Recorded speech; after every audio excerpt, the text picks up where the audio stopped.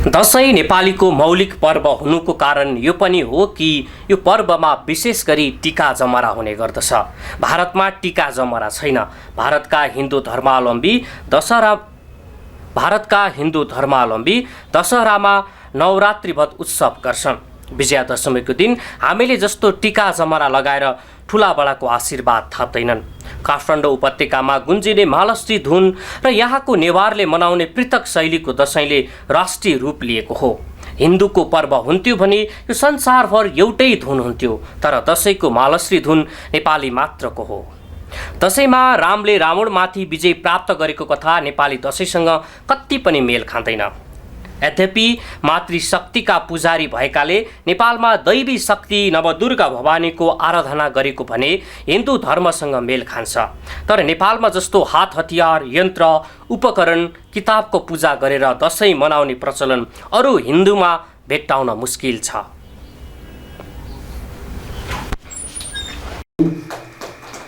Yes संस्थाको अध्यक्ष अम्बिका कर्मकारीलाई म अनुरोध गर्दछु। अब हामी अरू कार्यक्रम नगरिकन हाम्रो कार्यक्रम स्वामीजीबाट दीप प्रज्वलन भएर स्वामीजीसँग हजुरले मोबाइल स्विच अफ गरिदिनु होला। हाम्रो साथीहरूले जो आवश्यक छ साइलेन्ट मोडमा राखिदिनु होला। अब हामी हाम्रो कार्यक्रमको ढिला भएको हुनाले राष्ट्रिय गानबाट हामी हाम्रो कार्यक्रमको सुरुवात गर्छौँ। नेपालीहरूको महान पर्व बडा दशैं आज बिहीबारदेखि सुरु भएको छ। अश्विन शुक्ल पक्ष प्रतिपदाका दिन बिहीबार बिहान घर घरमा जौ, मकै, गहुँ आदिको जमरा राखी घटस्थापना गरेपछि यसपालिको दशैं सुरु भएको हो। दशैंको ठुलो आर्थिक, सामाजिक, सांस्कृतिक, धार्मिक, शास्त्रीय लगायत महत्त्व र आफ्नै विधि छ। नेपालका विभिन्न समुदायले फरक ढङ्ग, फरक शैली, फरक नामले मनाए पनि यो नेपाली मात्रको महान चाड हो।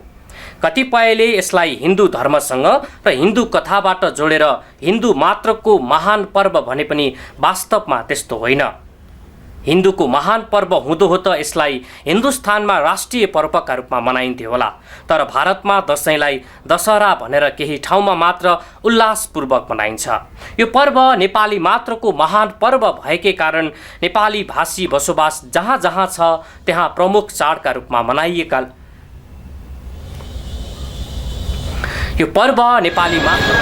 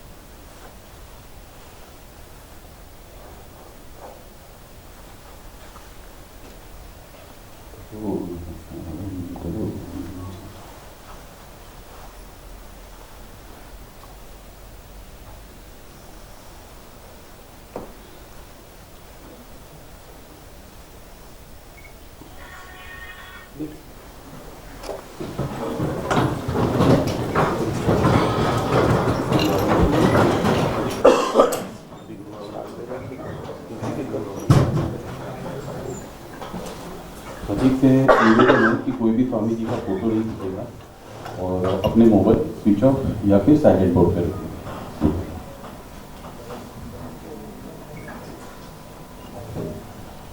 जय बाबा स्वामी। अभी हम सबसे पहले गुरु आह्वान करेंगे। गुरुर्ब्रह्मा गुरुर्विष्णु गुरुर्देवो महेश्वरा गुरु साक्षात् परब्रह्म तस्मै श्री गुरुवे नमः। तस्मै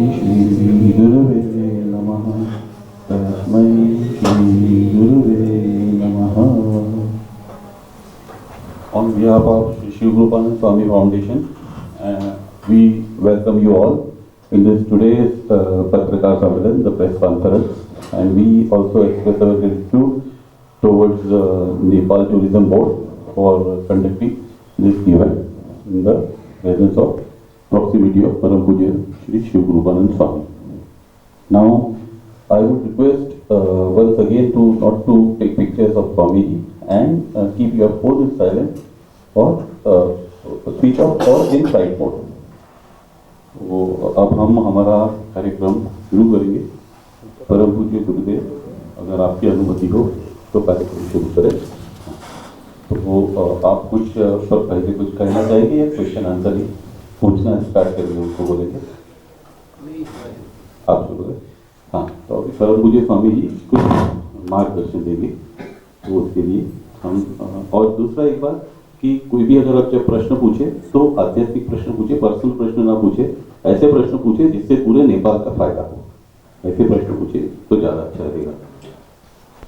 मैं सभी की ओर से मैं गुरुदेव आपसे विनती करते हैं, गुरुदेव कृपया अमृत बरसाइए, गुरुदेव कृपया अमृत बरसाइए, गुरुदेव कृपया अमृत बरसाइए।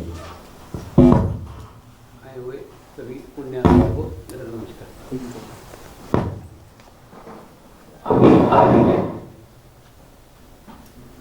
मैंने ब्रिटेन की संसद में प्रोग्राम दिया, जर्मनी के संसद में प्रोग्राम दिया, लंका के सांसदों का प्रोग्राम दिया, अभी सिंगापुर के भी सांसदों का प्रोग्राम लेके आ रहा हूँ। ये सब जगह प्रोग्राम करते समय एक परेशानी, एक तकलीफ सब जगह। तो तकलीफ ये कि सब जन बोलते कि हम धर्मनिरपेक्ष है, हम धर्म का कोई कार्यक्रम नहीं करते। तो मैंने उनको बोला पहले धर्म क्या है वो समझ लो ना, धार्मिकता और आध्यात्मिकता इन दोनों का अंतर ही समझ में नहीं आ रहा है। लेकिन ठोक देते कि हम धर्म का नहीं करते, एक्चुअली धार्मिकता अलग है और आध्यात्मिकता अलग है। एक ध्यान रखो, जैसे जैन मुनि है, हाँ, जैन मुनि मुझे अकेले बुलाते हैं, स्वामी जी अकेले में मिलना चाहते हैं, हम मिलता हूँ मैं, स्वामी जी एक रिक्वेस्ट है, आप जैन बनते हो क्या? मैं उनको बोलता हूँ समुद्र कभी नदी बनता है क्या? कभी नहीं बनता। तो उसी प्रकार से आध्यात्मिक व्यक्ति कभी भी धार्मिक व्यक्ति नहीं हो सकता। तो आप भी, मैं आपको वही स्पष्ट करना चाहता हूँ कि ये सब जगह मुझे यही तकलीफ हुई कि लोगों को धार्मिकता और आध्यात्मिकता का अंतर समझ में नहीं आता। हाँ, अब थोड़ा ही समझ लो, आध्यात्मिकता एक स्थान है, आध्यात्मिकता एक जगह, हाँ, और बाकी जितने धर्म है और क्लियर से जिसको हम धर्म बोल रहे हैं वो धर्म है ही नहीं, वो उपासना की पद्धतियाँ हैं। तो हो सकता है आपकी उपासना की पद्धति अलग हो, मेरी उपासना की पद्धति अलग हो, तो जितनी उपासना की पद्धतियाँ हैं वो सब सीढ़ियाँ हैं। अच्छा, सीढ़ी पे से प्रत्येक सीढ़ी पे से चढ़ करके यहाँ पहुँचना पड़ता है और यहाँ पहुँचने के बाद में सीढ़ी खत्म हो जाती है। हाँ, इसलिए एकदम एक ही थर्मोमीटर बता रहा हूँ, कोई भी व्यक्ति वो कोई भी बात कर रहा है, वो किसी उपासना पद्धति विशेष की बात कर रहा है, तो समझ लो वो यहाँ पहुँचा नहीं है, तो वो सीढ़ी की बात करेगा। और क्योंकि वो सीढ़ी पे बैठा हुआ है, और जो यहाँ पहुँच गया वो कभी भी किसी सीढ़ी की बात नहीं करेगा, कि किसी उपासना पद्धति की बात नहीं करेगा। तो ये एक बहुत बड़ा अंतर है। और दूसरा, यहाँ पहुँचने वो हुआ ना, अब तुम ना नाम से उसको मत गिनो, जैसे मेरा नाम शिव कृपानंद स्वामी है तो तुम तुरंत मेरे को हिंदू में ठोक दोगे, ऐसा नहीं। हो सकता है मेरा नाम जमीर हो, मेरा नाम जॉन हो, तो क्या तुम क्रिश्चियन या मुसलमान बना दोगे? तो नाम से उसकी पहचान नहीं होती। आप भी कहाँ पैदा हुए, आपको भी कोई ना कोई सीढ़ी पे पैदा होना पड़ेगा, मेरे को भी कोई ना कोई सीढ़ी पे पैदा होना पड़ेगा। लेकिन प्रश्न है, सीढ़ी पे बैठे बैठे मर जाएंगे क्या? लेकिन सीढ़ी पे नहीं बैठ जाएंगे, वहां से पहुँचते पहुँचते यहाँ पहुँचे। मैं भी एकदम क्या बोलते हैं धार्मिक कट्टर ब्राह्मण घर में पैदा हुआ हूँ और पूरे उसी वातावरण में फैला हूँ, लेकिन उसी वातावरण से निकल करके यहाँ तक पहुँचा ना। तो आप भी कोई ना कोई वातावरण में पैदा हुए, लेकिन प्रश्न है वहां से आगे प्रगति हुई क्या, आगे प्रोग्रेस हुई क्या? और मेरी नानी कहती थी परमात्मा अविनाशी है, कल भी था, आज भी है और कल भी रहेगा। तो मैं बचपन में, छोटे बचपन में समझ गया था परमात्मा कोई व्यक्ति हो ही नहीं सकता, क्योंकि कोई भी व्यक्ति ऐसा नहीं जो कल भी था, आज भी और कल भी रहे, कोई व्यक्ति ऐसे नहीं है। उसके बाद में फिर वो बोलते मेरे को, और वो नानी परमात्मा परमात्मा करती थी, तो मैंने बोला मैं परमात्मा के खोज में निकलूंगा।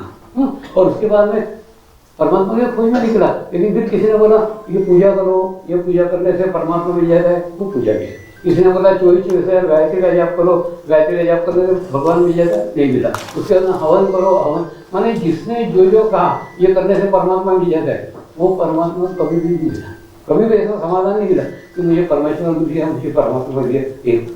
उसके बाद में फिर क्या होता है, जब अपने साथ माने मेरे 70 साल के अनुभव के आधार पर कह रहा हूँ कि शरीर के प्रयत्न से परमात्मा की प्राप्ति असंभव है। हाँ, उसके बाद में क्या होता है, जब शरीर के प्रयत्न समाप्त है तो हम क्या करते हैं, प्रार्थना का जन्म होता है। फिर प्रार्थना करना चालू किया, प्रार्थना करना चालू किया, प्रार्थना से नहीं फिर रोना चालू कर दिया, रोना।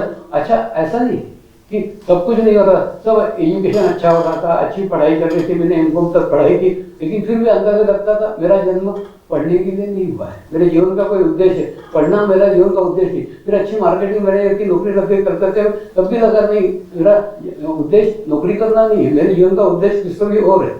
फिर नदी के किनारे ऐसे बैठे रहता था, बैठे बैठे पानी के बहते हुए पानी को देखता था और कहता था ये पानी कभी ना कभी कहीं न जाके समुद्र में मिल जाएगा, और ये समुद्र में मिल जाएगा उसके बाद में इसका अस्तित्व नदी नहीं रहेगा, ये समुद्र के रहेगा, तो मेरा अस्तित्व कब खत्म होगा, मैं कब परमात्मा मैं होऊंगा। ऐसा जब तीव्र अपने अंदर भाव आता है तब जाकर के मुझे, और दूसरा मुझे हर दफे पशुपतिनाथ का मंदिर दिखता था, एक टेकड़ी नुमा शिव मंदिर दिखता था, और उसके बाद में साधु बाबा जी दिखते थे। ये तीनों का आपस में क्या संबंध था कुछ भी पता नहीं, लेकिन बाद में ऐसे मार्केटिंग के काम से कानपुर आया था, बैंक का सही था, 3-4 दिन बैंक बंद थे, तो एक कंचन करके होटल था, वो अभी भी है वो, तो वो होटल बंद हो गया अभी, लेकिन है तो वहाँ रुका हुआ। तो मैंने उस समय ना ऐसे एसटीडी कुछ नहीं था, खूब कॉल लगा के ट्रंकर लगाना पड़ते, तो मैंने वो मैनेजर बोला कहीं खुली छोड़ के नहीं जा रहा हूँ मैं, मेरे ऑफिस से फोन है, तो बोलना बाहर गया, बस इतना बोलना पाते कुछ मत बोलो। और फिर मैंने वहाँ बैठे बैठे एक प्लानिंग बनाया, अरे यहाँ से पशुपतिनाथ तो बहुत पास में, तो वहाँ से कानपुर से गोरखपुर आया, गोरखपुर से सोनाली आया, सोनाली से भेरवा आया, और अभी मैं ड्राइवर से बात करते करते आ रहा था कि वो उस समय ना अर्थ रोड था, पृथ्वी रोड बोलते थे उसको, तो वहाँ पे ना सोनाली से जब हम बैठे ना तो उसने बोला कि हम पहुँच जाएंगे 10 बजे काठमांडू, दोपहर का 1 बज गया तो भी पहुँचे ही। मैंने बोला तूने तो बोला तो 10 बजे, 10 दिन तो नहीं बोला, रात के 10 बजे पहुँचे।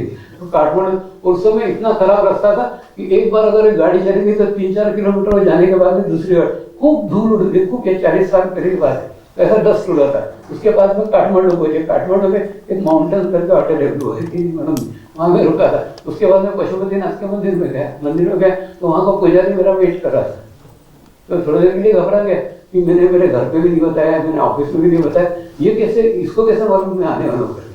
बोले नहीं, एक नेपाली वृद्ध सज्जन 3 दिन से आपका इंतजार कर रहे हैं, और मैंने रहस्यमय के कौन नेपाली सज्जन कौन 3 दिन से इंतजार कर रहे हैं। फिर वो रुद्राभिषेक करके उनको जाके मिला, तो बोलते हैं शिवू नाम के गांव से आया हूँ, और उसके बाद में हमारे पीछे गुफा है, गुफा में एक बाबा जी प्रकट होते हैं, उनका नाम क्या हमको नहीं मालूम, हम उनको शिव बाबा कहते हैं, तो उन्होंने आपको लेने के लिए मुझे भेजा है।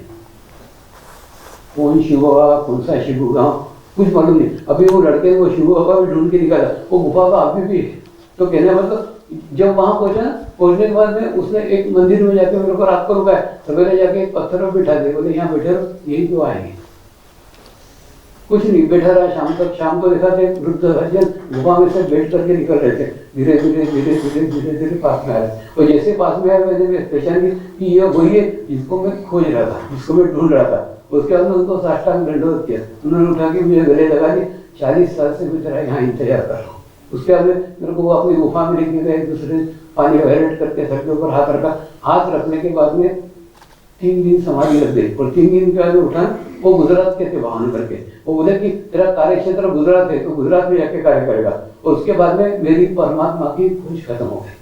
तो जो अपने आप बोलते हैं गुरु साक्षात परब्रह्म, गुरु साक्षात परब्रह्म, इसका प्रत्यक्ष साक्षात्कार हुआ, उन्हीं को परमात्मा मान लिया। जबकि बचपन से लेके बैठा तक कोई व्यक्ति परमात्मा हो नहीं सकता, उसके बावजूद भी उनको परमात्मा क्यों माना, उनको उन्होंने अनुभूति कराने में परमेश्वर की खोज खत्म हो। मेरे घर के 2 हाथ 2 पैर के आदमी थे, लेकिन फिर भी उनको परमात्मा क्यों माना, उसके बाद में परमात्मा की खोज खत्म हो गई। और 40 साल से उन्होंने अपने अंदर जो अंतर्मुखी शक्तियां स्थापित करके रखी थी, वो एक क्षण में वो शक्तियां मुझे प्राप्त हो गई, और मुझे अनुभव हो गया कि परमेश्वर मेरे अंदर, परमात्मा मेरे अंदर। उसके बाद में परमात्मा की खोज खत्म हो गई। ऐसा नहीं है, ये घटना आपके जीवन में नहीं घटती, आपके भी जीवन में घटती है।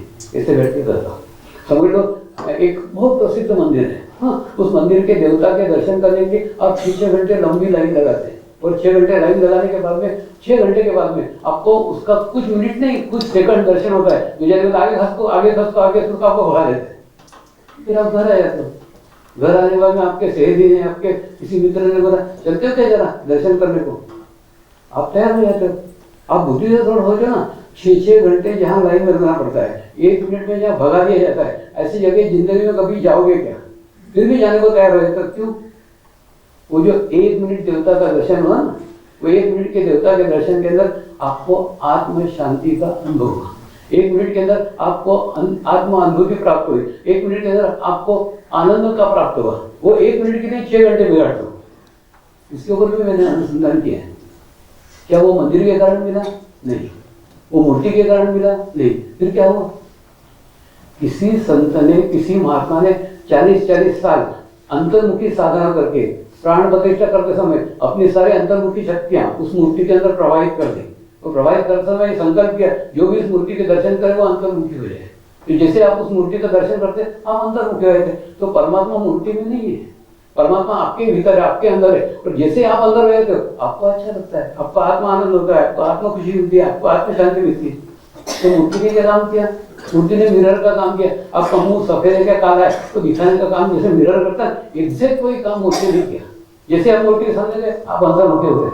अभी हुआ ना, कोरोना काल में मंदिर मस्जिद गुरुद्वारे सारे बंद थे, उसके बावजूद भी सारे साधक मजे में थे। क्योंकि क्या, वो सब जने परमात्मा अपने भीतर अनुभव करते थे। किसी को फर्क नहीं पड़ा कि मंदिर के मस्जिद बंद, कुछ भी नहीं। क्यों? सब जने अपने अंदर परमात्मा, तो परमात्मा बाहर नहीं, ये परमेश्वर अपने ही भीतर है। लेकिन एक बार अपने को परमात्मा अंदर का भीतर महसूस हो गया, फिर आपको उस पर विश्वास करना पड़ेगा। आप देखो मेरे हाथ में कोई रुद्राक्ष माला है, कामिल गढ़े, कुछ भी नहीं है। क्यों? परमेश्वर को मैं मेरे भीतर महसूस करता हूँ। उसके बाद में मेरी परमेश्वर की खोज खत्म होगी। बस इसी को सिखाने के लिए पूरे दुनिया भर में सिखा रहा हूँ। और दूसरा, ये योग मार्ग से संभव है। हुआ ना, जैसे हमने देखा कि वसुधैव कुटुंबकम, वसुधैव कुटुंबकम, वो जो G20 के जितने मीटिंग्स हुए भारत के अंदर, सब में आपके यहाँ से भी गए होंगे प्रतिनिधि। वसुधैव कुटुंबकम, ऐसा भी विदेशी ने पूछा रहता वसुधैव कुटुंबकम, वसुधैव कुटुंबकम बोलते हो, ऐसा कौन सा मार्ग है जिससे पूरा विश्व एक कुटुंब हो सकता है? कोई ऐसा देवता नहीं जिसको पूरा विश्व मानता हो, है क्या? नहीं है। कोई ऐसी ग्रंथ है धार्मिक जिसको पूरा विश्व मानता हो? नहीं, कोई ग्रंथ नहीं है। उसके बाद में ऐसे कोई धर्म है क्या, ऐसी उपासना पद्धति है जिसको विश्व मानता हो? नहीं, ऐसा कोई उपासना पद्धति। ऐसी कोई भाषा है जिसको पूरा विश्व मानता हो? ऐसी कोई भाषा नहीं। तो क्या हमारे पूर्वजों ने ऐसे बोल दिया था वसुधैव कुटुंबकम? नहीं, उसके पीछे एक मार्ग था, उसके मार्ग एक रास्ता था, हमको पता नहीं है। वो मार्ग है योग। योग मार्ग से ये सब संभव है। क्या होता है? योग मार्ग से धीरे धीरे आपका शरीर भाव कम हो जाता है और धीरे धीरे आपका आत्माभाव बढ़ता है। और आत्माभाव बढ़ने के बाद में आत्मा के राज्य में जाति, धर्म, भाषा, देश, इसकी कोई सीमाएं नहीं है। इसीलिए आज 72 कंट्रीज के अंदर है। और दूसरा, इसके अंदर कोई उपदेश नहीं है।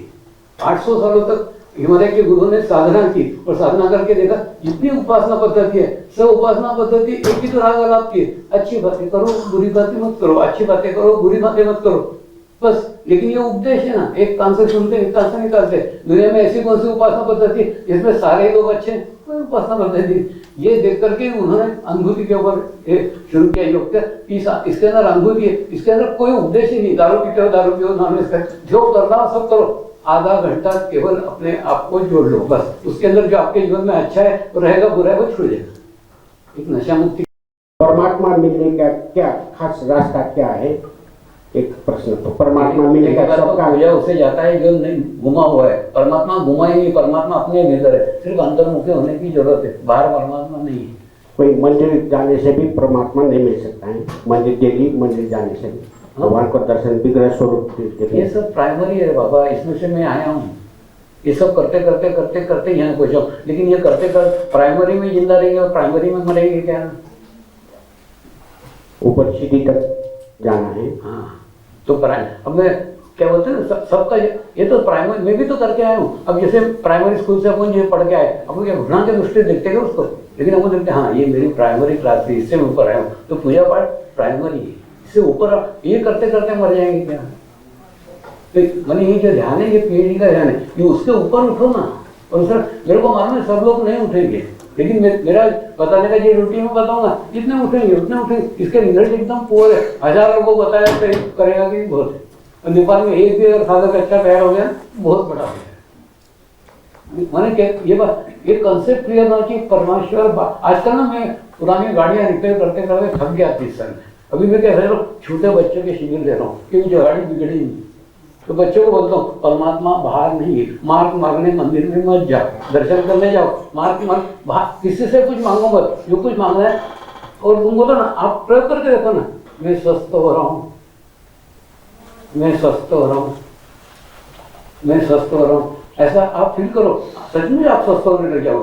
मेरा आर्थिक स्थिति बहुत अच्छा हो रहा है, मेरा आर्थिक स्थिति बहुत अच्छा हो रहा है, मेरा आर्थिक स्थिति बहुत, तुम जैसा बोलोगे वो पॉजिटिव वाइब्रेशन तुम्हारे को अंदर मिलेंगे, वो अंदर बराबर वो स्थिति निर्माण करते हैं। ये बच्चों को सिद्धांत मांगेंगे, मेरे को अच्छे मार्क मिलने वाले हैं, मैं अच्छे तरीके से पास हो, ये सोचो ना, तो ऑटोमेटिकली परमेश्वर बाहर नहीं है। तो मैंने ना ये समझे। और दूसरा बहुत कठिन है, ये कठिन है मतलब 50 साल तक हमने परमेश्वर को बाहर खोजा, एकदम सडनली बोलो परमेश्वर अंदर, एकदम उनके संस्कार आड़े आते ना, मेरे भी संस्कार आड़े है, मैंने इतने वो अनुभूति ने मोड़ा है तो संभव नहीं था। 50 साल तक संस्कार की परमेश्वर बाहर है, एकदम बोलो परमेश्वर अंदर कहाँ से होगा। और दूसरा मैं नया कुछ बोल रहा हूँ क्या, संत कबीर ने कहा है, मुझको कहाँ ढूंढे रे बंदे, तेरे पास मतलब कहाँ, अपने पास में कोई नहीं, सिर्फ उसके ऊपर जो धूल पड़ी हुई है ना समाज की, वो हटाने की कोशिश कर रहा हूँ परमेश्वर। अच्छा मैं ये नहीं बोलता हूँ पर मंदिर में मत जाओ ना, लेकिन मंदिर में मांगने के लिए मत जाओ। अरे तुम्हारे के अंदर जीवन में कुछ कमी है, मतलब तुम्हारी ऊर्जा कहीं कभी कम पड़ रही है, कम पड़ रही है ना, हाँ, तो वो ऊर्जा लेने के लिए जाने का है, तो मंदिर में जाके परमात्मा को धन्यवाद दो, परमेश्वर तेरे कारण मैं मेरे जीवन में बहुत खुशी हूँ, बहुत प्रसन्न हूँ, तेरे का खूब खूब धन्यवाद। जब खुश होकर के जाओगे वहाँ का एनर्जी दोगे, वहाँ का वाइब्रेशन दोगे। आप क्या करते हैं, मेरे को ये नहीं मिल रहा है, तेरे को ये मिलना चाहिए, वहाँ रोकते हुए जाते हो, क्या मिलेगा वहाँ जाकर के? तुम्हारा चित्त अगर तुम्हारी प्रॉब्लम के ऊपर है तो वहाँ से एनर्जी क्या दोगे और तुम्हारी प्रॉब्लम कैसे दूर करोगे? और ध्यान का प्रार्थना से एकदम ऐसा है, प्रार्थना मतलब परमात्मा बाहर है, ध्यान में परमात्मा बाहर नहीं, परमात्मा अंदर है। ये वाला प्रार्थना किसको करेंगे? अपने आप हो, क्योंकि परमेश्वर अंदर ही। तो प्रार्थना और इसका एकदम 36 का आंकड़ा है, प्रार्थना दूसरे परमात्मा की जाती, परमात्मा बाहर है कंसेप्ट है, इसके अंदर परमात्मा अपने अंदर है, परमेश्वर में भीतर है। ये खूब कठिन है क्योंकि इतने अपने संस्कार अड़े आते 50 साल तक परमेश्वर को बाहर देखा है, तो फिर कैसे अंदर जाएंगे? तो शिरडी के साईं बाबा ने कहा कि कहाँ ढूंढने है तो परमात्मा को, परमात्मा को मंदिर जाना हो जाओ, तीर्थ यात्रा में जाओ, लेकिन परमात्मा यहाँ है, बाहर नहीं। ओम पशुपतये नमः। स्वामीजी नमन। संपूर्ण विशिष्ट अतिथिहरू लगायत पत्रकार साथीहरूलाई पनि नमन गर्न चाहन्छु। स्वामीजी मेरा एक जिज्ञासा थे, जैसे आपने बताया जब आप आए थे 40 साल पहले तो पशुपतिनाथ में आपने पहले रुद्राभिषेक किया, उसके बाद कोई वहाँ आपको लेने आए थे, तो वहाँ जो गुरुजी आपको वेट कर रहे थे वो 40 साल से आपको वेट कर रहे थे, तो इसका इंडिकेशन ये होता है कि भगवान पशुपतिनाथ के आशीर्वाद से कहीं महावतार बाबा जी या गोरखनाथ जी ऐसे कोई सिद्ध पुरुष आपसे मिले? तीसरा एक ध्यान रखना, जितने भी सिद्ध पुरुष यहाँ से गए ना, अच्छा बेचारा लंबा उत्तर है, ये सब पशुपतिनाथ का दर्शन करके हिमालय में गए थे। एक लेकिन ना एक धारणा लेके गए कि आध्यात्मिक प्रगति में स्त्री बाधक है, आध्यात्मिक प्रगति में स्त्री बाधक है। जैसे खेत रहते ना, ये मेरा 10 एकड़ का खेत है, जिसका 10 एकड़ का खेत, वैसे वहाँ पे पहाड़ है, वो पहाड़ मतलब वो एक सिद्ध पुरुष अगर एक पहाड़ पे बैठा ना, पूरा इलाका उसका है, तो मेरे इलाके में कोई स्त्री नहीं आनी चाहिए, ऐसा सोच के बैठा है, बेचारी स्त्री कैसे जाएगी? तो पूरे हिमालय में मेरे को कोई भी स्त्री नहीं मिली 16 साल के अंदर। एक दूसरा क्यों, प्रत्येक जन यही सोच के बैठा है, यही गलत धारणा लेके बैठा है। लेकिन मेरे गुरु ने मेरे को निकलते समय बताया कि ये गलत धारणा लेके मैं बैठा था, लेकिन अब वो मेरी धारणा इतनी स्ट्रांग हो गई है कि मेरे ओरा के बाहर मैं खुद नहीं आ सकता। मेरा जो हवामंडल बनाया ना मैंने कि ये बना हुआ, उसके बाहर में जाके नहीं लोगों को बोल सकता है, लेकिन ये गलती जो मैंने की तो तुमने मत करना। तो हमारा प्रत्येक सेंटर पे स्त्री चलाती है, उसके बाद हमारी मैनेजिंग ट्रस्टी स्त्री है, वन हेड जो पूरी है वो मैनेजिंग ट्रस्टी। हमारे यहाँ स्त्रियों का सबसे ज्यादा सम्मान है, आज स्त्रियों के कारण यहाँ विश्व। तो स्त्री और पुरुष में कोई शरीर का, अरे बाबा मैं दूसरा उदाहरण लेता हूँ, जैसे गंगा नदी है, हाँ गंगा नदी का अपन जाते हैं दर्शन करने, नहाने जाते हैं, एक जन बॉटल में पानी भर के लेके आता है, एक जन लोटे में पानी भर के लेके आता है। तो लोटे का पानी गंगा नदी के पानी से आधा है क्या? नहीं, बॉटल का पानी गंगा नदी के पानी से आधा है क्या? वैसे परमात्मा का जो एनर्जी है वो वाटर के रूप में स्त्रियों के अंदर है, लोटे के रूप में पुरुष के अंदर है, आकार अलग है, अंदर का जो तत्व है कि नहीं गंगा का, वो तो बॉटल में भी वही है, लोटे में भी वही है, नदी में भी वही है। तो परमात्मा कोई टुकड़ा थोड़ी अंदर है, साक्षात परमात्मा अपने भीतर है, कोई टुकड़ा नहीं है। उसके अंदर वही स्वभाव है, उसके अंदर वही क्वालिटी है, उसके अंदर वही स्थिति जो परमेश्वर की है। लेकिन तुम उतना विश्वास करो ना, तुम उतना फील करो, विश्वास करोगे तो वैसे अनुभव आएंगे। अब तो सोचो मेरे जीवन में पाने के लिए कुछ भी नहीं रह गया, और मेरी इच्छा है प्रत्येक व्यक्ति इस स्थिति तक पहुंचे, प्रत्येक साधक पहुंचे। ये कोशिश, ये प्रत्येक साधक पहुंचे कि जीवन में पाने के लिए कुछ खूब मिल गया। और दूसरा एक बहुत गलत है, अपना अपनी बाहर के जीवन की समस्या हल करने के लिए सारी ताकत झोंक देते हैं बाहर की प्रॉब्लम दूर, जबकि भीतर की प्रॉब्लम अंदर की अच्छी रहती। वो जब तक अंदर की प्रॉब्लम दूर नहीं करेंगे, बाहर की प्रॉब्लम दूर। मैं 25 साल पहले रोडवेज की बसों में घूमता था, आज मेरे पास 15 गाड़ियां हैं, मर्सिडीज की सब गाड़ियां हैं। प्रत्येक बर्थडे पे कोई ना कोई साधक गाड़ी गिफ्ट करता है। मैंने तो एक नया पैसा नहीं मंगाया, कुछ भी ऑटोमेटिक आती है। तो कहने का तुम तुम्हारा अंदर का सिद्धि अच्छा करो। अष्ट सिद्धि में से एक सिद्धि लक्ष्मी, लक्ष्मी सब कुछ नहीं है। तुम तुम्हारा अंदर का चित्त का स्थिति अच्छा करो, बाहर का परिस्थिति कुछ कमी नहीं है, कुछ भी कमी नहीं। और मेरे को नहीं, मेरे साधकों की कोई कमी नहीं है। जो 25 साल से 20 साल से जुड़े हुआ ना, अभी एक बहुत अच्छा किस्सा हुआ। एक साधक होंडा से भी बढ़िया गाड़ी लेके आया, नहीं स्वामी इसको आशीर्वाद दो, नई गाड़ी लेके आया। गाड़ी कर देखो, उसके तरफ देखो, मैंने इतना तो उसको पहचान, अपना पहचान नहीं मेरे को। मैं वो फुटपाथ पे बैठ करके मुझे बेचता था, आपने 3 साल पहले देखा था। मैं अभी मुझे का फैक्ट्री डाल दिया, मैंने गाड़ी ले लिया, मेरा कितना प्रगति हो गया, कितना प्रोग्रेस हो गया। मैंने बोला ये भौतिक प्रगति को कोई मायना नहीं, भौतिक प्रगति धोखा है। जिस दिन भौतिक प्रगति होगी उस दिन अलर्ट हो जाना कि तुम्हारे को तुम्हारे मार्ग से भटा रहा, ध्यान होने मतलब झपकते तेरा ध्यान लग जाए, तेरी ध्यान की प्रगति। भौतिक प्रगति तो सबके भौतिक प्रगति होते रहे हुए, उसमें तेरा कौन सा है? तो कहना तेरी प्रगति तब मानी जाएगी मतलब झपकते तेरे को ध्यान लग जाएगी तेरी प्रगति। तो कहने मतलब अगर सबकी प्रगति उसमें अपनी हो गई तो कोई बड़ी बात नहीं हो सकती। तो कहना मतलब इसके अंदर सब धीरे धीरे धीरे सब होता है, लेकिन इसके अंदर करने का इंटेंशन रहता है। इसलिए सबको बोलता हूँ पहले कोई भी अपेक्षा से इस मार्ग में मत आओ, क्योंकि अपेक्षा से आओगे, अपेक्षा रहेगी शरीर की, तो ध्यान है शरीर का नहीं है।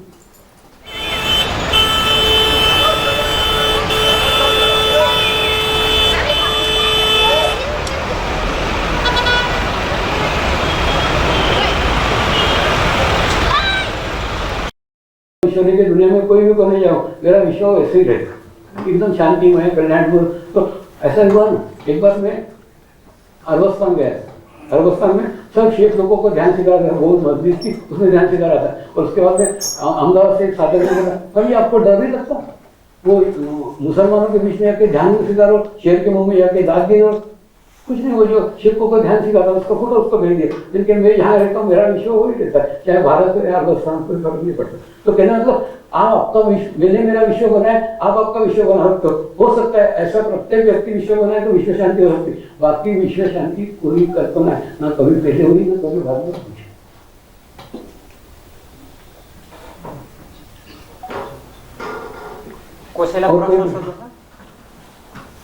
आपके सब प्रश्न खत्म हो जाए, ध्यान करो। आध्यात्मिक मात्र प्रश्न आध्यात्मिक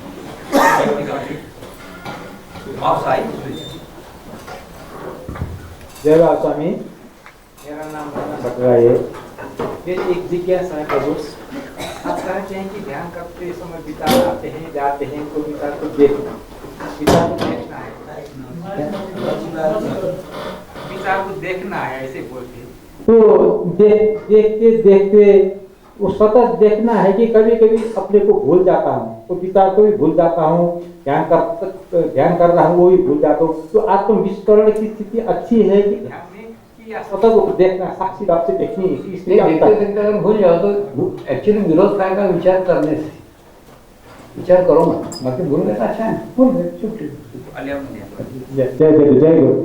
आप ध्यान करते हैं स्वामी। दूसरा एक और पॉइंट मेरे को बोलने का, एक और डर है मेरे को, वो डर भी अभी व्यक्त करता हूँ। मैं भी स्विट्जरलैंड गया था, हाँ स्विट्जरलैंड में बाप जन्म में कभी नहीं गया, पहली बार गया था स्विट्जरलैंड गया। तो स्विट्जरलैंड जब वहाँ के साधकों को मालूम पड़ा तो स्विट्जरलैंड में स्वामी जी हमारे सेंटर को विजिट करो ना, उन्होंने रिक्वेस्ट किया। तो उनके सेंटर को विजिट करने गया, तो अंगूर के खेत के अंदर उनका तुमको फोटो लाज करके दिखाते आएगा मेरे पास मोबाइल में। तो वहाँ सेंटर पे गया तो 300 बोरे 300 गोरे योग कर रहे थे। हाँ, 300 गोरे योग कर रहे थे, उसमें एक भी इंडियन चेहरा नहीं था। मैं, मेरी पत्नी और लड़की, इनके अलावा कोई इंडियन चेहरा नहीं था। मेरे को क्या डर है, हम अपने येड़े योगासन करके बैठे रहेंगे, कोई योग सिखाने अपने को आएंगे 25 साल के बाद, वो सिखाने आएंगे अपने को योग क्या है ना। योग यहाँ से पैदा हुआ है, जबकि ले रहे हैं वो।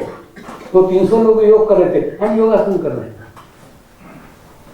तो कल वो अपने को सिखाने आएंगे। ऐसे लोग आएंगे 25 साल बाद, क्योंकि नहीं। और दूसरा ना, एक दफे जैसे एक किताब दी हमने पढ़ के रख दी तो फिर जिंदगी में कभी नहीं पढ़ेंगे। वैसे एक आधे यंगस्टर को हमने अगर बोल दिया कि योग यानी योगासन, बस वो तो योग, अपन बाद में योग सिखाने नहीं आएंगे, मेरे को मालूम है। मैंने वो योगासन को योग समझ रहा है, वो कभी योग सीखेगा ही नहीं। मैंने हम योगों की हत्या कर रहे हैं अगर ये योगासन सिखा रहे हैं। योगासन नहीं सिखाना चाहिए, तुम तुम्हारे करो ना, तुम्हारे फिजिकल एक्सरसाइज। योगासन को योग करके मत करो, मेरा विरोध मान। योगासन डे मनाओ चलेगा, योग डे मत मनाओ। योग डे मैंने मना रहे हैं, योग डे अंदर योगासन, दोनों ऐसा कि तुम्हारा पैकिंग एक और माल अलग है, ऐसा अलग अलग नहीं होना चाहिए। और कोई प्रश्न है तो ध्यान दो।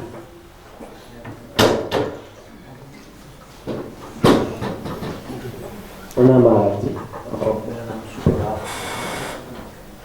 मेरा एक प्रश्न है कि आपने जो कहा है आपका अनुभव में आया है, पशुपतिनाथ और एक शिव मंदिर और एक साधु, और आपने भी कह रहा है कि आपका जो औरा मंडल है ये सब देखने में आता है, मतलब से देखने में आते हैं ना।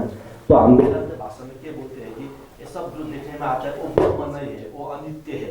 तो आप इसके बारे में क्या विचार करते हैं? नहीं समझेंगे प्रश्न।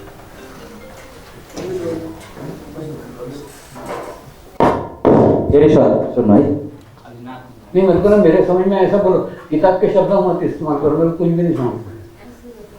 हाँ, आपने कहा कि गुरु जी जो जब से बात करो कैसे करोगे, कैसे समझाओगे? एकदम मूर्ख आदमी समझाओगे नहीं। आपने जो मंदिर देखा है, किताब पढ़ाई नहीं मैंने। ठीक है, आपने मंदिर देखा है, पशुपति मंदिर देखा है, आपने साधु देखा है, आपने एक मंदिर देखा है, वो कल्पना की बात है। आपने कहा है कि आपका औरा बहुत अच्छा है, बुद्ध जैसे औरा है, ये सब देखने में आता है, ये सब अनुभव में आता है। तो वेदांत अब और हम हिंदू शास्त्र क्या कहते हैं कि देखने में आया हुआ चीज वो शाश्वत नहीं है, वो ब्रह्म नहीं है। आपके इस बारे में क्या विचार है? मेरे को नहीं, प्रश्न नहीं समझा, जब तक समझेगा नहीं मैं उत्तर नहीं। प्रश्न मेरे को समझा, कोई ऐसा नहीं समझा सकता है। जय बाबा स्वामी। स्वामी जी वो बोल रहे हैं कि आपने पशुपतिनाथ देखा और नेपाल देखा ध्यान में, और ये आपने देखा, पर वेदांत और सिद्धांत का मेरे को मालूम नहीं, मैं तो अंगूठा छाप नहीं, वो बोल रहे हैं सिद्धांत में वेदांत में इसमें अर्थ ऐसे लगाते हैं, आप ऐसे देखते हैं तो क्या है बोल रहे हैं। मेरी कोई किताब नहीं पढ़ी, वेदांत का नाम बात करो। ठीक है, ओरा के बारे में भी पूछ रहे। हाँ, ये आभा मंडल के बारे में जो आपने थोड़ा उनको बताइए। नहीं, आभा मंडल के बारे में, मैंने अंधेरे में भी जाओगे ना तो आपकी छाया आपका साथ छोड़ देगी, आभा मंडल कभी साथ नहीं छोड़ेगा। मैंने वो अंधेरे में भी वो आभा मंडल बना रहेगा, जबकि छाया आपकी छाया छोड़ेगी। आभा मंडल का वेदांत से क्या समझ, मेरे को नहीं। मैंने कुछ वेद कुछ पढ़े नहीं, कुछ भी नहीं पढ़ा। और दूसरा मेरे समझो ऐसे पूछो अब ध्यान करो भाइ। नेपाल यतिकै पुस्ता पनि बुझिन्छ। गुरुदेव, आपने शिरडी साई बाबा के बारे में बोला था। शिरडी साई बाबा ने सच्चरित्र में वो बोल रहे थे, मैं अकेला हूँ, मेरा घर बार नहीं, स्त्री नहीं है, फिर भी मुझे माया दुख दे रही है। वो परमात्मा प्राप्ति करने के लिए वो राम नाम जो भी कहते हैं ना, उसमें अनुभूति करने के लिए माया दुख दे रही है। कामिनी कांचन की जो रामकृष्ण परमहंस देव ने भी कहा था, पर वो माया का विषय आप भी गृहस्थी में वो माया आपको तकलीफ देती है कि नहीं, और हम लोग साधक के लिए कैसे आगे चलना पड़ेगा?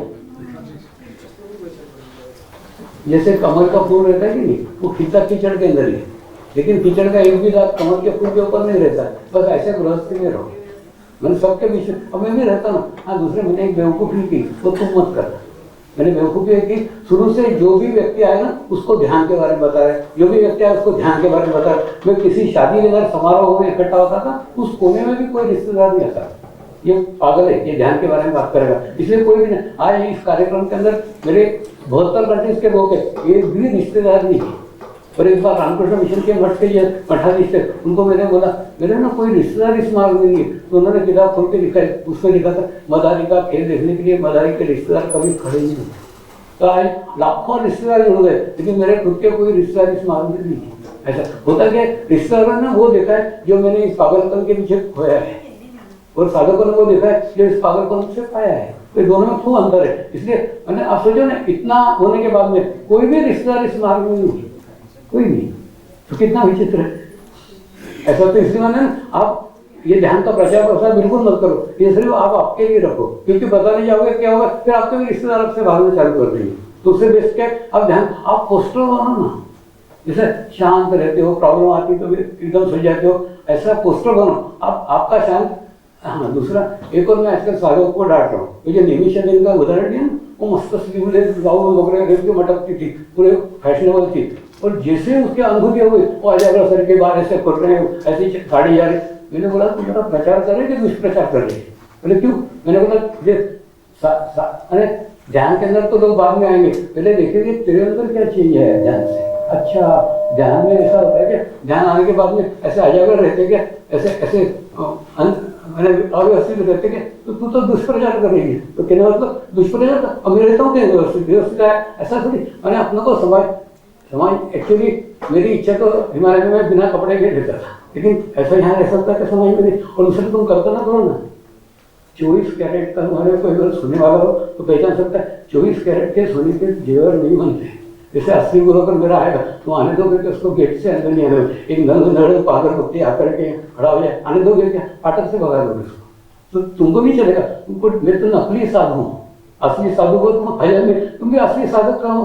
अगर असली साधक रहते हिमालय में रहते, यहाँ क्या करते, और वो भी असली साधु रहता वो वहाँ रहता, यहाँ क्या कर। तो मैं नकली साधु हूँ और तुम नकली साधु हो, अब हम सब नकली इकट्ठा हुए यहाँ पे, असली बनने की कोशिश कर सकते भक्ति की। नहीं सच्चे होता है, अगर असली साधु आएगा ना वो नहीं। अरे तुम मेरा वो हिमालय का स्मरण पढ़ो, कहीं पे भी किसी साधु के बारे में एक शब्द भी बुरा लिखा नहीं है, जबकि एक एक दिन में एक एक पल उनके साथ काटना मुश्किल था। एक सोचो ना, एक जंगली व्यक्ति जिसने सालों तक कोई व्यक्ति नहीं देखा, उस व्यक्ति के साथ में कैसा रहने का। लेकिन सदैव ना, कभी भी मेरा चित्त उनके व्यवहार में नहीं रहा, सदैव चित्त रहा है उनके भीतर के गुरु तत्व पे। गुरु तत्व एक ही है, एक गुरु ने, और दूसरा हाँ एक अभी ना एक नया चेंज हुआ।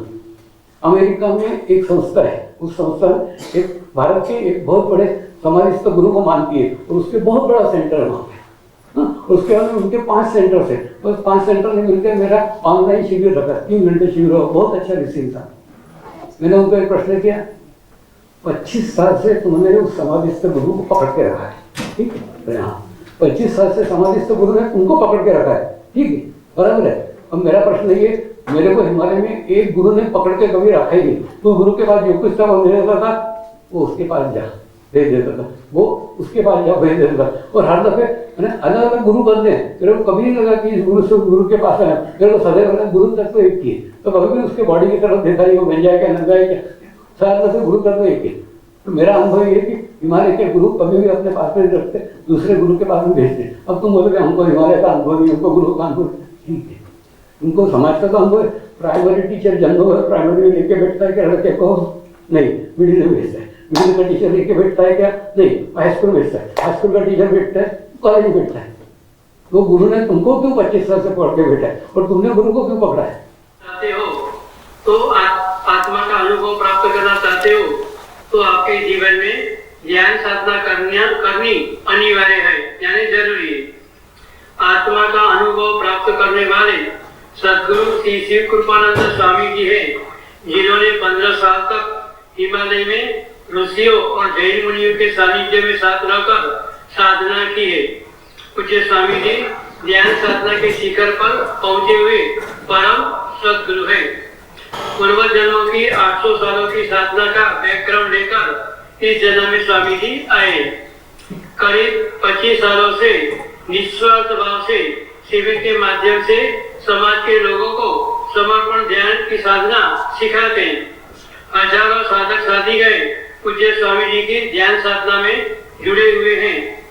आप सभी को YouTube के माध्यम से पूज्य स्वामी जी के प्रवचन एवं साधकों की अनुभूतियों सुनने की प्रेरणा देता हूँ।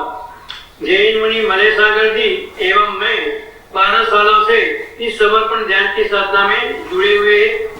पूज्य स्वामी जी के पावन सानिध्य में समर्पण ध्यान की 8 दिन की साधना शिविर 19 दिसंबर से 26 दिसंबर तक दौरान होने वाली है नागपुर के अंदर। आप सभी को नम्र निवेदन है कि आप सभी समर्पित भाव से सद्गुरु के सानिध्य से जुड़ के शिविर में शामिल होकर आत्मा का अनुभव प्राप्त करें। मेरे को ना ऐसा सब अनायास मिले। इनके 5000 साधक है, इनके खुद के 5000 फॉलोअर है, उन सबको वो बताते कि तुम ध्यान से। तो जैन लोग कोई कम खट्टा रहते क्या? वो कोई दूसरे धर्म का सीखेंगे? वो सीखते नहीं, दूसरों खुल्लम खुल्ला बोल रहे हैं, कर रहे हैं। अच्छा, दूसरा अभी मैं मेरे मुद्दे पे आया था। मंत्र एकदम सिंपल है, सिंपल है, लेकिन उसके पीछे मेरी 70 साल की साधना है। एक दूसरी बात है कि मैंने वो मंत्र विश्व मान्य है, विश्व में सब जाति के, सब धर्म के, सब देश इसको मान के कर रहे हैं। तो आपको आश्चर्य होगा ना, जिज्ञासा भी होगी ऐसा कौन सा मंत्र है जो मंत्र को सब लोग करने को तैयार है। जैसे मैंने अभी बोला था, मेरा स्वास्थ्य अच्छा हो रहा है, मेरा स्वास्थ्य अच्छा हो रहा है, मेरा स्वास्थ्य अच्छा हो रहा है, ऐसा सिर्फ आप बोलना चालू कर दो तो भी आपका स्वास्थ्य अच्छा होना चालू हो जाएगा, क्योंकि अंदर आप मैसेज दे दो। ठीक वैसे ही मेरे बचपन में ना मेरे अंदर एक आवाज चलती थी, मैं एक पवित्र आत्मा हूँ, मैं एक शुद्ध आत्मा हूँ, मैं एक पवित्र आत्मा हूँ, मैं एक शुद्ध आत्मा हूँ, ऐसा अंदर चलता था। उसी को मंत्र बना दिया। तो 70 साल की साधना उसके पीछे एक। उसके बाद में आज लाखों लोगों की सामूहिकता है, लाखों लोगों की कनेक्टिविटी जिस मंत्र के साथ जुड़ी हुई है। तो जैसे अपन मंत्र के साथ में ध्यान करेंगे। अच्छा, दूसरा ये, अगर सवेरे हम ध्यान करते हैं तो क्या होता है, जिसे बोलते हैं ना, दिलीप कुमार ने जो मुगल आजम की थी ना, तो पागल हो गया था वो, अपने को राजा ही खाने लग गया, मैं राजा हो गया, राजा हो गया। बाद में उसका पागलपन दूर हटाया कि तू राजा नहीं, तू दिलीप कुमार है। तो वैसे इसमें अगर तुम जैसे बोलते ना, मैं एक पवित्र आत्मा हूँ, मैं एक शुद्ध आत्मा, उसका इफेक्ट तुम्हारे ऊपर होने लग जाता है। तुम निर्भर में अपने आप को पवित्र आत्मा समझने लग जाते, शुद्ध आत्मा समझने लग जाते। फिर क्या होगा, जो आत्मा के गुण है वो आपके अंदर विकसित होंगे। आत्मा के गुण है, हर स्थिति को तुम स्वीकार कर लोगे। अब कल्पना करो ना, जीवन में सब स्थिति को अगर आपने स्वीकार कर लिया, फिर कोई कंप्लेंट ही नहीं, कोई शिकायत नहीं रही। अब कल ही हुआ, कल हम जैसे एयरपोर्ट पे उतरे ना, एयरपोर्ट पे मैं तो ऑर्डर ऐसा घुस गया था, बोर्डिंग का दिखने लग गया तो उन्हें ठप्पा मार गया, मेरे को लग गया। एक आदमी घुसा, बोले VIP वो दुनिया भर का झमेला हो गया, घंटा भर वहाँ लेट हो गया, हमारी बैग हो गई, सब दुनिया भर का हो गया। मैंने साधक को बोला, ये सब प्रकार है, शक्तियाँ पहले उस जगह की व्यवस्था करेगी जहाँ पे मैं पहुँचने वाला हूँ। जहाँ तक वो व्यवस्था नहीं होगी अपन नहीं पहुँचेंगे, कारण खूब विभिन्न अलग प्रकार। तो ये जो है ना, ये स्वभाव तुम्हारा हो जाएगा। प्रत्येक परिस्थिति को पॉजिटिव रूप में स्वीकार कर लोगे। आप सोचो फिर जीवन में कोई शिकायत ही नहीं रहेगी। तो उसी प्रकार से जैसे आप ये बोलोगे ना, पवित्र आत्मा, दिन भर आपके अंदर वो इफेक्ट रहेगा, तो आप जीवन में फिर कितनी भी ऊंचे नीचे आए, आपके अंदर कोई फर्क नहीं पड़ेगा ऐसे। तो ऑटोमेटिकली उसका इफेक्ट रहेगा। इसको 3 बार बोलने का। दूसरा मैं आधा घंटा आज ही कराऊंगा, लेकिन आज ये सिखा रहा हूँ, इसको आपको रेगुलरली रोज आधा घंटा करने का, रोज आधा घंटा इसका प्रैक्टिस करने का। तो कोशिश ये करोगे सवेरे करो। अभी राइट हैंड का जो हाथ है, तो चश्मे घड़ियाँ वड़ियाँ हो तो निकालो, जितना तुम लाइट रहोगे उतना अच्छा रहेगा। ये ना, ये तालू भाग, ये ना, ये इसको अपने तालू भाग पे रखने का। राइट हैंड को तालू भाग पे रखो और हल्का सा दबा दो। और दूसरा, ये जितने अच्छे भाव से बोलोगे उतना खूब अच्छा इफेक्ट इसका आएगा। जब आप बोलोगे मैं पवित्र आत्मा हूँ, तो आप कल्पना करो मैंने अलग अलग जाति में, अलग अलग धर्मों में, अलग अलग देश में, अलग अलग भाषा में जन्म लिया, तो ये पवित्रता बनी हुई। पवित्रता मेरा मूल स्वभाव है, आत्मा का मूल स्वभाव है पवित्रता। दूसरा, जब बोलोगे ना मैं शुद्ध आत्मा हूँ, तो आप भूल जाओ आप कौन से पोस्ट के हो, कौन से गाँव के हो, कौन से देश के हो, आप पुरुष हो क्या स्त्री हो, ये भी भूल जाओ। आत्मा ना पुरुष होता ना स्त्री होता, कुछ भी नहीं होता, आत्मा आत्मा होता है। तो ऐसा जितना भाव से फील करोगे उतना अच्छा रिजल्ट आएगा। ये तालु भाव को यहाँ लगाओ, हल्का सा दबाव दो 3 बार।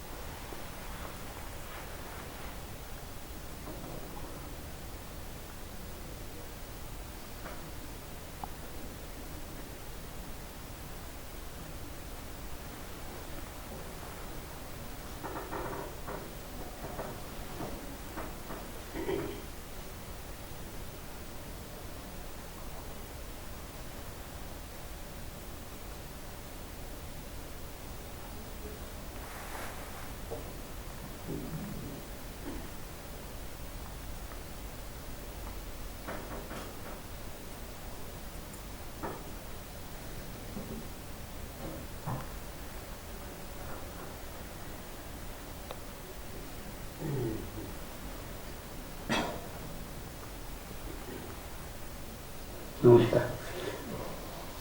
एक्चुअली मैं मंदिर जाता नहीं, ऐसा नहीं, लेकिन जैसे माँ बच्चों को लेकर सर्कस जाती है तो माँ को कोई इंटरेस्ट रहता है सर्कस में नहीं, लेकिन बच्चों का मनोरंजन करने के लिए, बच्चों को खुश करने के लिए वो सर्कस में जाती है। ऐसे मेरे को साधक मंदिर में लेकर फिर जाता हूँ। बाकी चित्त से जहाँ जाया जा सकता है, वहाँ शरीर से जाने का जरूरत नहीं। अब चित्त से वहाँ को क्योंकि वहाँ के वेरिएशन तुमको यहाँ फील हो सकते, यह अनुभव है। इसमें किसी को अनुभूति चाहिए तो पता नहीं, बस यही प्रैक्टिस करने का 30 मिनट रोज ध्यान करने का ऐसा। और दूसरा ध्यान लगे न लगे ये आपका क्षेत्र नहीं है। और दूसरा आज जो बैठे थे आप कमाइए, सबसे आप कमाए होंगे, ऐसी स्थिति कल नहीं मिलेगी। अभी आप मेरे साथ में बैठे इसलिए ध्यान लगा, कल बैठोगे तो ऐसा नहीं लगेगा, लेकिन इसको प्रैक्टिस करना पड़ेगी। लेकिन आज इन्हें स्वीट डिश बना करके मैंने आपको खिला दी तो आपको कॉन्फिडेंस आ गया कि हम बना के खा सकते हैं। ऐसा मेरा भी ध्यान रख सकता है, मेरे भी आइए हो गया, अब रोज करो, प्रैक्टिस करो, लेकिन अपेक्षा मत करो कि मेरा ध्यान लगना ही चाहिए। बेटो आज लगा कल बस बैठे तो धीरे धीरे लग जाए, इसके अंदर अपेक्षा लेकर मत आओ। बैठो ऊपर बैठो,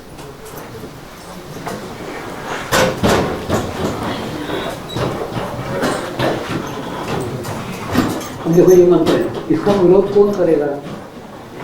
सब देश के, सब धर्म के, सब लोग करते प्रेम से।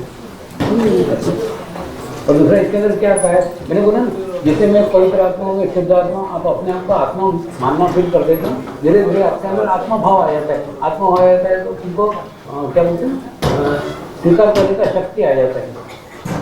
वही तो प्रॉब्लम है अपना। अगर हम जीवन की प्रत्येक चीज को स्वीकार करना चालू कर दे तो फिर प्रॉब्लम नहीं खत्म।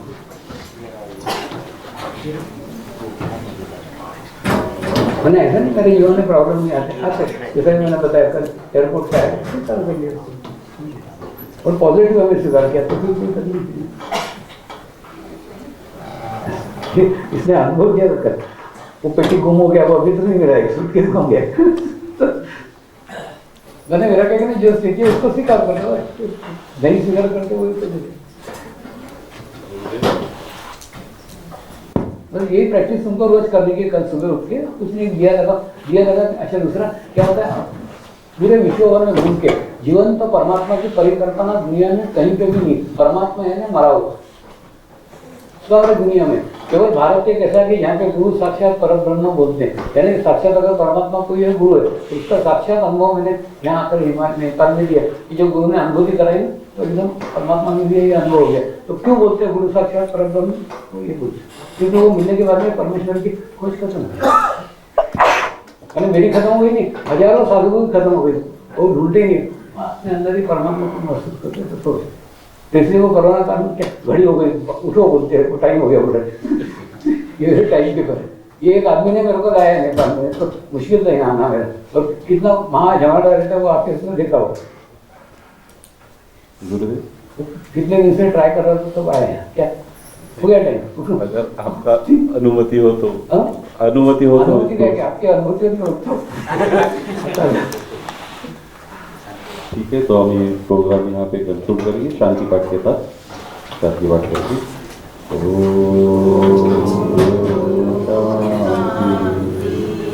अंतरिक्षं शांति, पृथिवी शांति,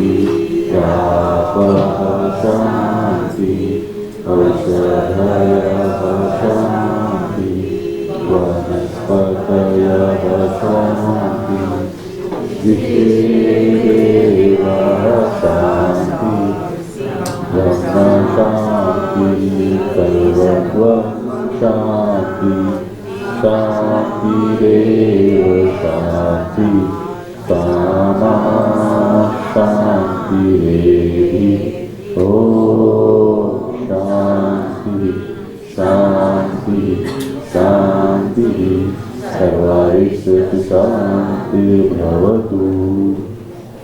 दूसरा अभी आ जाए ना, सिंगापुर के ट्रस्ट ने मेरा जन्मदिन का कार्यक्रम किया तो उन्होंने एक पैम्पलेट दिया था, वो किसी को दिखाना तो दिखा।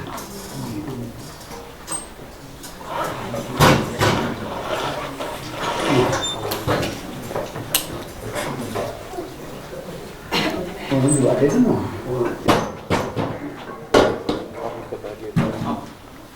पत्रकार मित्रहरूलाई खाना छ, बाहिर लिनु होला, अरू साथीहरू चाहिँ बाहिर लिनु होला। स्वामीजी बाहिर ननिस्किनुहुन्छ, यता स्ट्यान्डमा बस्नु होला, कोही पनि ननिस्किनु। अभी सभी साधकों की ओर से हम परम पूज्य स्वामी जी का आभार प्रकट करते हैं कि जिन्होंने अपना बहुमूल्य टाइम यहाँ पे निकाला। अब परम पूज्य स्वामी जी यहाँ से प्रस्थान करेंगे। रुपया से बैठे हुए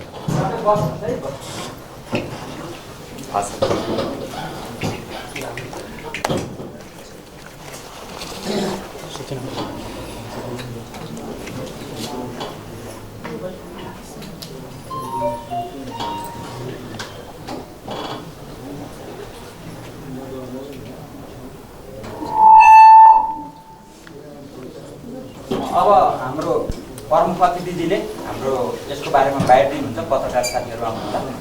यहाँ सोफा राखेर म यो सोफा माइकहरू यहाँ राख्छु। हिमालय समर्पण ध्यान योग नेपालको तर्फबाट यहाँहरू सबैलाई धन्यवाद छ।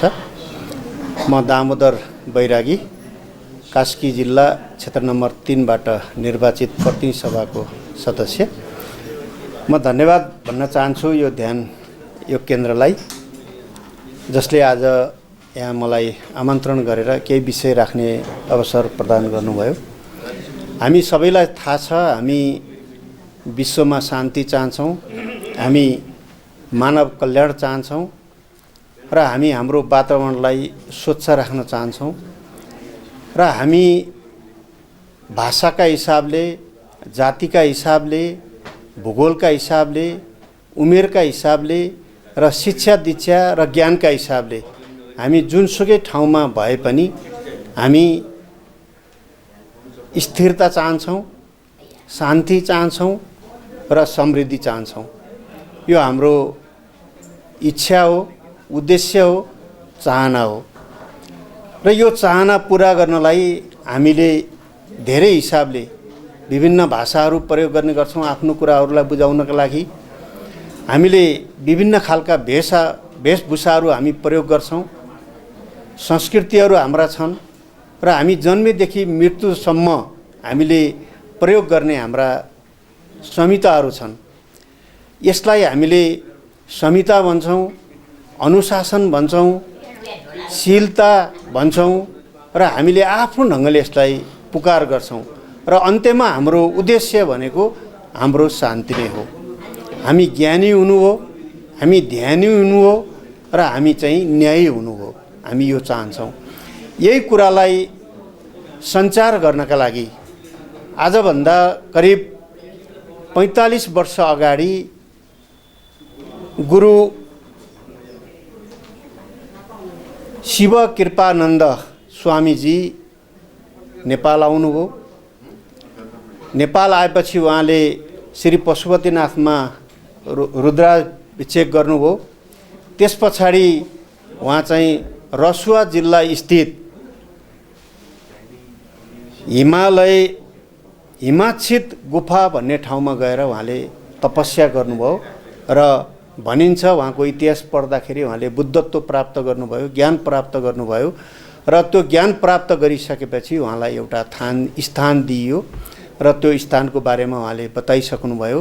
र आज यो हिमालय समर्पण ध्यान योग नेपालले उहाँलाई नेपालका लागि आमन्त्रण गरेको छ र भोलि बिहान 6:30 बजे काठमाडौँको सीतापायला स्थित हलचोकमा सशस्त्र प्रहरी बलको केन्द्रीय कार्यालयको सभा हलमा संसद शिविर छ। त्यहाँ विशेष गरिकन सङ्घीय संसदका प्रतिनिधि सभा र राष्ट्रिय सभाका माननीय सांसदहरू हुनुहुनेछ, मन्त्रीजीहरू हुनुहुनेछ र त्यहाँ उच्च पदस्थ कर्मचारीहरू हुनुहुनेछ, नियोगका व्यक्तित्वहरू हुनुहुनेछ र त्यहाँ पत्रकार साथीहरू, मिडियाका साथीहरू त्यहाँ उपलब्ध हुनुहुनेछ र त्यहाँ पनि उहाँले यो ध्यान शिविर सञ्चालन गर्नुहुनेछ। र त्यसै गरी उहाँ चितवनमा त्यो अर्को कार्यक्रम छ र सँगसँगै उहाँको 14 गते पोखरामा, 14 र 15 गते पोखरा अहिलेको चाहिँ आधुनिक प्रविधिसँग सम्बन्धित मिडिया हाउसका सबै साथीहरूलाई म अभिनन्दन गर्न चाहन्छु, धन्यवाद भन्न चाहन्छु र यहाँहरूको समय रहेसम्म यहाँहरूले भोलि पनि पुरै समय दिनुहुनेछ र त्यस पछाडि म कास्की जिल्लाको हैसियतले पोखरामा पनि म यहाँहरूलाई स्वागत गर्न चाहन्छु। यहाँहरूको समय मिलेसम्म यहाँहरू पनि पोखरा आउनुहोला। पोखरा भनेको पर्यटकीय हिसाबले पनि सुन्दर ठाउँ हो र यहाँहरूलाई म त्यहाँ स्वागत गर्न चाहन्छु र आजको यो पत्रकार सम्मेलनमा स्वामीजीले राखेका विषयहरूलाई हामीले मनन गरौँ र चाहिँ हामीले यी विषयहरूलाई हाम्रो जीवनमा, हाम्रो देशमा, हाम्रो भूगोलमा, हाम्रो परिवारमा र हाम्रो पेसा व्यवसायमा पनि यसलाई हामीले उतार्ने कोसिस गरौँ। त्यसका लागि म सबैलाई हार्दिक धन्यवाद भन्न चाहन्छु र योग नै जीवन हो, जसरी हामीले खेल नै जीवन हो भन्छौँ हाम्रो पेसाका हिसाबले, हामी प्रतिनिधि सभामा छौँ, हामी कानुन बनाउनु नै हाम्रो जीवन हो हामीले भन्छौँ र हामीले बनाइएको कानुन मानवीय हुन सकोस्, हामीले बनाइएको कानुन पर्यावरणीय हुन सकोस् र हामीले बनाएको कानुन सबैका लागि सुरक्षाको अनुभूति हुन सक्ने कानुन बनाउन हामी सकौँ। म यहाँहरूसँग विश्वास दिलाउन चाहन्छु र म यसमा दृढ सङ्कल्पित छु भन्ने पनि म यहाँहरूलाई विश्वास दिलाउन चाहन्छु र यहाँहरू सबैलाई हार्दिक आभार व्यक्त गरेर विशेष गरिकन यहाँ आज हामीलाई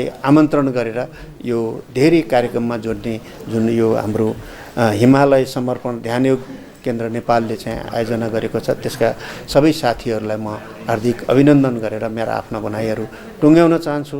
धन्यवाद, नमस्कार।